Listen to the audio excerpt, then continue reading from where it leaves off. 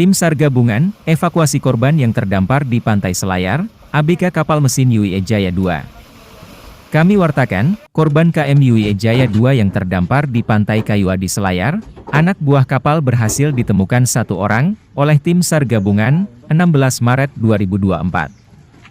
Korban ditemukan sudah dalam keadaan tak bernyawa lagi, dan langsung dievakuasi mayatnya, terang Mesianus Bekabel, Kepala Kantor Basarnas Makassar. Pihak Basarnas Makassar juga telah berkoordinasi dengan Polsek setempat dan melakukan identifikasi bersama dengan ABK yang selamat, serta menghubungi istrinya untuk menentukan identitas korban. Dikabarkan, saat ini korban sudah dimakamkan oleh masyarakat di Pulau Kayuadi Selayar, dengan persetujuan dari pihak keluarga, karena tidak memungkinkan untuk membawa jenazahnya kembali ke kampung halamannya.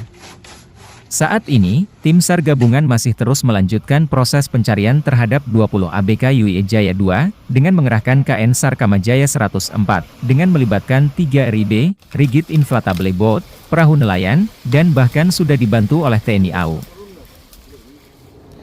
Fokus pencarian di hari kelima, KM UE Jaya 2, 98 GT yang terbalik di perairan Pulau Selayar, dibagi dalam 3 seruh. Yang pertama, KN Kamajaya yang berangkat dari Pulau Jampea, yang pencarian dilakukan sesuai dengan informasi dari korban.